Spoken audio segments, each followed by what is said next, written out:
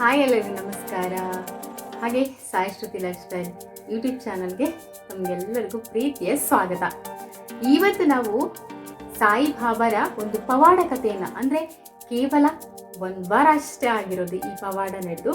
S friends, ಏನಾಯಿತು ಅಂತ ಹೇಳಿದ್ರೆ, ಮೊನ್ನೆ ಹುಣ್ಣಿಮೆ ದಿನ ಗ್ರಹಣ ಕೂಡ ಇತ್ತು ಅನಿಸುತ್ತೆ. ಆವತ್ತು ನೈಟು ನನ್ನ ಮಕ್ಕಳು ಏನು ಮಾಡ್ತಿದ್ದಾರೆ ಅಂದರೆ, ರಾತ್ರಿ ಸುಮಾರು 12 ಗಂಟೆ ಅಥವಾ 12:15 1 ಗಂಟೆ ಇರಬಹುದು, ಅಷ್ಟೊತ್ತಿಗೆ ಇಬ್ಬರೂ ಬೆಡ್ಡಲ್ಲಿ ಓದಾಡ್ತಿದ್ದಾರೆ. ಮತ್ತು ಏನು ಮಾಡಿದ್ರು ಮಲ್ಕೊಳ್ತಿಲ್ಲ. ನಾನು ಕಾಲ ಮೇಲೆ ಮಲಗಿಸ್ಕೊಂಡೆ, ಏನು ಲಾಲಿ ಹಾಡಿದೆ, ಏನು ಮಾಡಿದ್ರು ಮಲಗ್ತಾ ಇಲ್ಲ. ಸೊ ಏನು ಮಾಡಬೇಕು ಅಂತ ನಂಗೆ ಗೊತ್ತಾಗಿಲ್ಲ. ತುಂಬ ದುಃಖ ಆಯಿತು, ಟೆನ್ಷನ್ ಆಯಿತು. 12 ಗಂಟೆ ರಾತ್ರಿ ಆಗಿ 1 ಗಂಟೆ ಆಯಿತು, 1:30 ಆಯಿತು. ನಮ್ಮ ಅಮ್ಮಂಗೆ ಕಾಲ್ ಮಾಡಬೇಕು ಅಂದರೆ ನಮ್ಮಮ್ಮ ಹೆದರ್ಕೋತಾರೆ. ಅಷ್ಟೊಂದು ನೈಟಲ್ಲಿ ಯಾರಾದರೂ ಕಾಲ್ ಮಾಡಿದ್ರೆ ಸಡನ್ನಾಗಿ ಭಯ ಪಡ್ತಾರೆ. ನನಗೆ ಏನು ಮಾಡಬೇಕಂತ ಗೊತ್ತಾಗಿಲ್ಲ. 1 ಗಂಟೆ ರಾತ್ರಿ ಟೈಮ್ ನೋಡಿದ್ರೆ, ಸೊ ಮಲಗೋದು ಲೇಟ್ ಆಗಿತ್ತು. ಅವರಪ್ಪ ಬಂದಿದ್ದು ಲೇಟು, ಸೊ ಮಲಗಿದ್ದು ಲೇಟ್ ಆಗಿತ್ತು. ಅವಾಗ ಏನು ಮಾಡಬೇಕಂತ ಗೊತ್ತಾಗಿಲ್ಲ. ತುಂಬ ಒಂಥರ ದೊಡ್ಡ ಮಗ ಅಂತೂ ತುಂಬ ಓದಾಡ್ತಿದ್ದ. ಅವಾಗ ಏನು ಮಾಡಬೇಕು ಅಂತ ನಂಗೆ ಗೊತ್ತಾಗಿಲ್ಲ. ನಾನು ಎಷ್ಟು ಸಾಧ್ಯ, ಇವಾಗ ನಾನೇನು ಮಾಡಿದೆ, ರಾಮರಕ್ಷಾ ಸ್ತೋತ್ರ ಹಾಕಿದೆ, ಮತ್ತು ವಿಷ್ಣು ಸಹಸ್ರನಾಮ ಪ್ಲೇ ಮಾಡಿದೆ, ಮತ್ತು ಅದ್ರ ಜೊತೆಗೆ ಹನುಮಾನ್ ಚಾಲೀಸ ಹಾಕಿದೆ. ಮತ್ತು ನನ್ನ ಫ್ರೆಂಡ್ ಹೇಳಿದರು ಪೊರ್ಕೆನ ಬೆಡ್ ಹತ್ರ ಇಡಬೇಕು. ಸೊ ಆ ಪೊರ್ಕೆ ತಂದು ಬೆಡ್ ಹತ್ರ ಇಟ್ಟೆ. ಏನು ಮಾಡೋದು, ಅದಕ್ಕೂ ಮೊದಲೇ ನಾನು ಓಕ್ಲಿ ಕೂಡ ಕೆಂಪು ಓಕ್ಲಿ ಎಲ್ಲ ಮಾಡಿದ್ದೆ ಮಲ್ಗೋಕ್ಕೂ ಮೊದಲೇ, ಸಾಯಂಕಾಲ ಅಷ್ಟೊತ್ತಿಗೆ 6 ಗಂಟೆ ಹಾಗೆಲ್ಲ. ಏನು ಮಾಡಬೇಕಂತಂದರೆ ತುಂಬ ಟೆನ್ಷನ್ ಆಗೋಯಿತು. ಅವಳು ಬೇರೆ ಒಂದು ಕಡೆ ಬರ್ತಾಯಿತ್ತು. ಏನು ಮಾಡಲಿ, ಇವರು ಇದು ತುಂಬ ಒದ್ದಾಡ್ತಿದ್ದಾರೆ, ಒಂಥರ ಸಂಕಟ ಪಡ್ತಾ ಇದ್ದಾರೆ, ನಿದ್ರೆ ಬರ್ತಾ ಇಲ್ಲ. ಆದರೆ ತುಂಬ ಅಳ್ತಾ ಇರಲಿಲ್ಲ, ಬಟ್ ಒದ್ದಾಡೋದು. ಏನು ದೊಡ್ಡವನು ಹೆಂಗೆ ಹೇಳ್ತಾ ಇದ್ದ ಅಂದರೆ, ಅಮ್ಮ ನೀರು ಹಾಕು ನನ್ನ ಮೈ ಮೇಲೆ ಅನ್ನೋ ಥರ ಏನೇನೋ ಮಾತಾಡ್ತಾ ಇದ್ದ. ಅವ್ನು ಏನು ಮಾತಾಡ್ತಿದ್ದಾನಂತ ಅವನಿಗಂತೂ ಗೊತ್ತೇ ಆಗ್ತಿರ್ಲಿಲ್ಲ. ನಂಗೆ ಅದು ಅರ್ಥ, ಏನು ಹೇಳ್ತಿದ್ದಾನಂತಲೂ ನನಗೂ ಅರ್ಥ ಆಗ್ತಿರ್ಲಿಲ್ಲ. ಆ ಥರ ಆಗ್ತಾಯಿತ್ತು. ಅಂಥ ಟೈಮಲ್ಲಿ ನಂಗೆ ಏನು ಮಾಡಬೇಕಂತ ಗೊತ್ತಾಗಲಿಲ್ಲ. ಆದರೆ ಆವಾಗ ನಂಗೆ ನೆನಪಾಗಿದ್ದು ನನ್ನ ಶಿರಡಿ ಸಾಯಿ ಬಾಬಾ, ನನ್ನ ಸಾಯಿಯಪ್ಪ. ನಾನು ಯಾವಾಗಲೂ ಕರೆಯೋದು ಸಾಯಿಯಪ್ಪ ಅಂತಾನೆ. ನಂಗೆ ಸಾಯಿಯಪ್ಪ ಆವಾಗ ನೆನಪಾದರು. ಅದೇನೋ ಗೊತ್ತಿಲ್ಲ, ಅಷ್ಟೊತ್ತಂತ ನನಗೆ ಏನಾಗಿತ್ತು, ನಾನು ರಾಮರಕ್ಷಾ ಇದೆಲ್ಲ ಪ್ಲೇ ಮಾಡಿಕೊಂಡು ಸರಿ ಆಗ್ತಾರೆ, ಮಲ್ಕೋತಾರೆ, ಈ ಥರ ಅನ್ಕೋತಾ ಇದ್ದೆ. ಆವಾಗ ನನಗೆ ನೆನಪಾಗಿದ್ದು ಸಾಯಿಯಪ್ಪ ಮತ್ತು ಅವರ ವಿಭೂತಿ. ಸಾಯಿಯಪ್ಪ ಯಾಕೆ ಹಿಂಗೆ ಆಗ್ತಾ ಇದೆ, ನನ್ನ ಮಕ್ಳು ಯಾಕೆ ಹಿಂಗೆ ಮಾಡ್ತಿದ್ದಾರೆ ಅಂತ ಅಂದ್ಕೊಂಡು ಸಡನ್ನಾಗಿ ನೆನಪಾದ ತಕ್ಷಣ ಎದ್ದು ಹೋದೋಳೆ, ಮಲಗಿದೋಳೆ, ಎದ್ದು ಹೋದೆ. ಮುಖ ಕೂಡ ಕೈಕಾಲು ಏನೂ ತೊಳೆದಿಲ್ಲ, ಸೀದಾ ಹೋದೆ. ವಿಭೂತಿ ಪ್ರಸಾದನ ತಂದೆ. ನೀರು ಹಾಕಿ ಕುಡಿಸೋದಕ್ಕೆ ಅವರು ಎದ್ದು ಕುಡಿಯಲ್ಲ, ಅಳ್ತಾರೆ. ಸ್ವಲ್ಪ ನಿದ್ರೆ ಬರ್ತಾ ಇದೆ ಅವರಿಗೆ, ಇರಿಟೇಷನ್ ಆಗ್ತಿದೆ, ಒದ್ದಾಡ್ತಿದ್ದಾರಲ್ವ. ಅವ್ರಿಗೆ ಏನಾಗ್ತಿದೆ ಅಂತ ಅವ್ರಿಗೆ ಗೊತ್ತಾಗ್ತಿಲ್ಲ. ಒಂಥರ ಏನಾಗ್ತಿದೆ ಅಂತ ಅದು ಹೇಳೋಕ್ಕೂ ಬರ್ತಾಯಿಲ್ಲ, ಆ ಥರ ಮಾಡ್ತಾಯಿದ್ರು. ಫುಲ್ ಒದ್ದಾಡೋದು, ಕಣ್ಣು ಮುಚ್ಕೊಂಡೆ ಮಾತಾಡೋದು, ಈ ಥರ ಮಾಡ್ತಾಯಿದ್ರು. ಸೊ ಅವಾಗ ನನಗೆ ಭಯ, ಸೀದಾ ಹೋಗ್ಬಿಟ್ಟು ವಿಭೂತಿ ಪ್ರಸಾದನ ತಂದು ಸ್ವಲ್ಪ ಹಣೆಗೆ ಹಚ್ಚಿಬಿಟ್ಟು ಫುಲ್ ಮೈ ಮೇಲೆಲ್ಲ ಈ ಥರ ಹಾಕ್ಬಿಟ್ಟೆ. ಆವಾಗ ಹಾಕಿದ ನಂತರ ಏನಾಯಿತು ಅಂದರೆ, ಆವಾಗ ನನಗೆ ಮಿರಾಕಲ್ ಅನ್ನೋದು ಅವಾಗ ನನಗೆ ಕಾಣಿಸಿರೋದು. ದೊಡ್ಡವನು ತುಂಬ ಆ ಥರ ಒದ್ದಾಡ್ತಿದ್ದೆ, ಚಿಕ್ಕವನು ಅಷ್ಟೊಂದಿರಲಿಲ್ಲ, ಸ್ವಲ್ಪ ಲೈಟಾಗಿ ಒದ್ದಾಡ್ತಾ ಇದ್ದ. ಆವಾಗ ಇಬ್ಬರಿಗೂ ನಾನು ಹಚ್ಚಿಬಿಟ್ಟು ಮೈ ಮೇಲೆ ಸ್ವಲ್ಪ ವಿಭೂತಿ ಪ್ರಸಾದನ ಹಾಕಿದೆ. ಆವಾಗ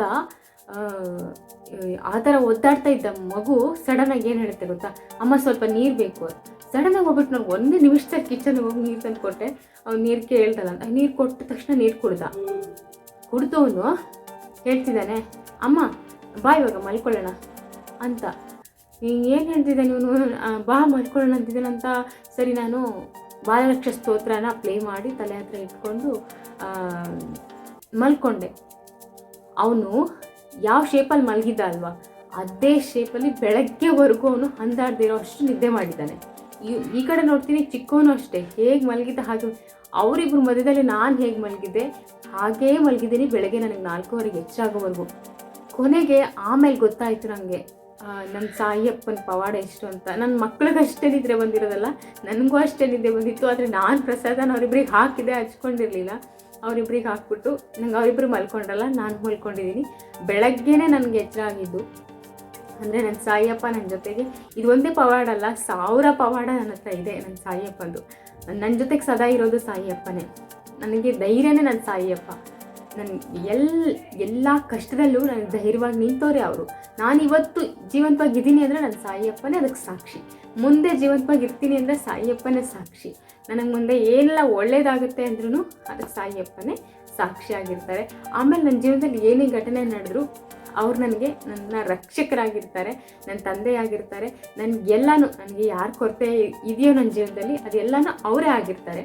ಸೊ ಹಾಗಾಗಿ ನಾನು ಸಾಯಿಯಪ್ಪನ ತುಂಬ ನಂಬ್ತೀನಿ. ಸೊ ಯಾರ್ಯಾರೆಲ್ಲ ನನ್ನ ಸಾಯಿಯಪ್ಪನ ಕಥೆನ ಕೇಳಿದ್ದೀರಾ, ಯಾರ್ಯಾರಿಗೆಲ್ಲ ಈ ನನ್ನ ಸಾಯಿಯಪ್ಪನ ಕಥೆ ಇಷ್ಟ ಆಯಿತು ಅವರು ದಯವಿಟ್ಟು ಲೈಕ್ ಮಾಡಿ, ನನ್ನ ಸಾಯಿಯಪ್ಪನಿಗೆ ಒಂದು ಜೈ ಸಾಯಿರಾಮ್ ಅಂತ ಕಮೆಂಟನ್ನು ಮಾಡಿ. ಎಸ್, ಇದೇ ರೀತಿ ತುಂಬಾ ಘಟನೆಗಳು ನನ್ನ ಬದುಕಲ್ಲಿ ಸಾಯಿಯಪ್ಪ ಪ್ರತ್ಯಕ್ಷವಾಗಿ ನಿಂತ್ಕೊಂಡು ನನಗೆ ಸಪೋರ್ಟ್ ಮಾಡಿರುವಂಥದ್ದು ಇದೆ. ಈ ಕಥೆಗಳನ್ನ ನಾನು ಹೇಳ್ಕೊಳ್ಳೋದಕ್ಕೆ ಇಷ್ಟಪಡ್ತೀನಿ. ಆದರೆ ಯಾರಿಗೆಲ್ಲ ಇಷ್ಟ ಆಗುತ್ತೆ ಸಾಯಿಯಪ್ಪನ ಕಥೆಗಳು ಪ್ಲೀಸ್ ಕಮೆಂಟ್ ಮಾಡಿ, ಖಂಡಿತವಾಗ್ಲೂ ನಾನು ಹೇಳ್ಕೊಳ್ಳೋಕೆ ಇಷ್ಟಪಡ್ತೀನಿ. ನನ್ನ ಕೃಷ್ಣ ಸಂದೇಶಕ್ಕೆ ನೀವು ಸಪೋರ್ಟ್ ಮಾಡ್ತಾ ಇದ್ದೀರಾ. ಹಾಗೆ ಸಾಯಿಬಾಬಾರ ಲೀಲೆಗಳನ್ನ, ಪವಾಡಗಳನ್ನ, ಕಥೆಯನ್ನು ಹೇಳ್ತಾ ಹೋಗ್ತೀನಿ ಒಂದೊಂದಾಗಿ. ನನಗೆ ಸಾಯಿಬಾಬಾರನ್ನ ಯಾರು ಪರಿಚಯ ಮಾಡಿದ್ರು, ಮೊದಲನೇ ಪವಾಡ, ನಾನು ಮೊದಲು ಸಾಯಿಯಪ್ಪನ ದರ್ಶನ ಮಾಡಿದ ದಿನ ಆ ಕ್ಷಣಕ್ಕೆ ನನಗೆ ಒಂದು ಪವಾಡ ನಡೆದಿತ್ತು. ಆ ಪವಾಡ ಏನು, ಅದರಿಂದ ನನಗೆ ಸಾಯಿಯಪ್ಪ ಒಂದು ಅದ್ಭುತವಾದಂಥ ಬ್ಯೂಟಿಫುಲ್ ಆಗಿರುವಂತಹ ಲೈಫನ್ನು ಕೊಟ್ಟಿದ್ರು. ಆವಾಗ ನಾನು ಅದನ್ನು ಮಿಸ್ ಮಾಡಿಕೊಂಡೆ. ಸೊ ಆ ಒಂದು ಪವಾಡ ಕೂಡ ನಾನು ನಿಮಗೆ ಹೇಳ್ತೀನಿ. ಸೊ ನಿಮಗೆ ಖಂಡಿತವಾಗ್ಲೂ ಸಾಯಿಯಪ್ಪನ ಪವಾಡಗಳನ್ನ ಕೇಳಲಿಕ್ಕೆ ಇಷ್ಟ ಇದ್ದರೆ, ಸಾಯಿ ಭಕ್ತರು ಇದ್ದರೆ ಸಾಯಿಯಪ್ಪನ ಪವಾಡ ಕೇಳಲಿಕ್ಕೆ ಇಷ್ಟ ಇದ್ದರೆ ದಯವಿಟ್ಟು ಕಮೆಂಟ್ ಮಾಡೋದನ್ನು ಮರಿಬೇಡಿ, ಓಕೆನಾ? ಸೊ ನಿಮಗೆಲ್ಲರಿಗೂ ಇಷ್ಟ ಆಯಿತು ನನ್ನ ಸಾಯಿಯಪ್ಪನ ಈ ಕಥೆ ಅಂತೇಳಿ ಭಾವಿಸ್ತೀನಿ. ಸೊ ಇಷ್ಟ ಆದವರು ದಯವಿಟ್ಟು ಲೈಕ್ನ ಮಾಡ್ತೀರಾ, ಕಮೆಂಟ್ ಮಾಡ್ತೀರಾ ಸಾಯಿಯಪ್ಪನಿಗೋಸ್ಕರ ಅಂತ ನನಗೆ ಗೊತ್ತು. Yes, thanks for watching. ಇನ್ನೊಂದು ದಿನ ಇನ್ನೊಂದು ಪವಾಡ ಜೊತೆಗೆ ನಿಮ್ಮ ಮುಂದೆ ಬರ್ತೀನಿ. ಎಷ್ಟು ದಿನಗಳಾಗಿತ್ತು ನಾನು ಈ ರೀತಿ ಲೈವ್ ಆಗಿ ವಿಡಿಯೋನ ಮಾಡಿರಲಿಲ್ಲ.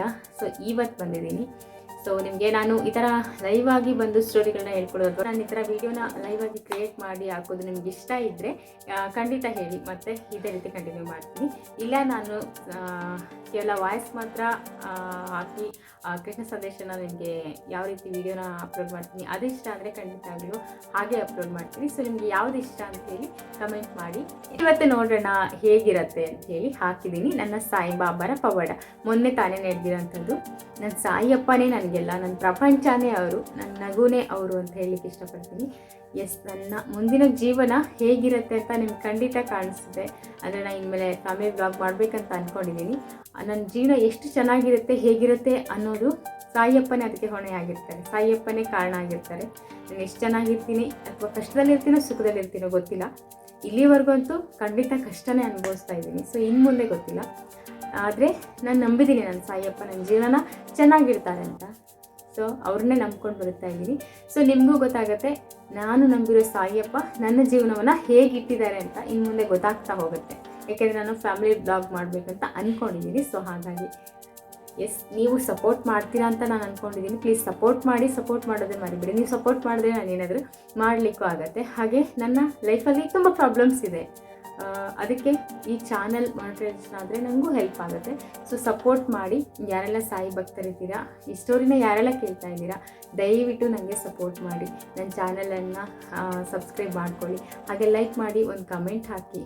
ಥ್ಯಾಂಕ್ಸ್.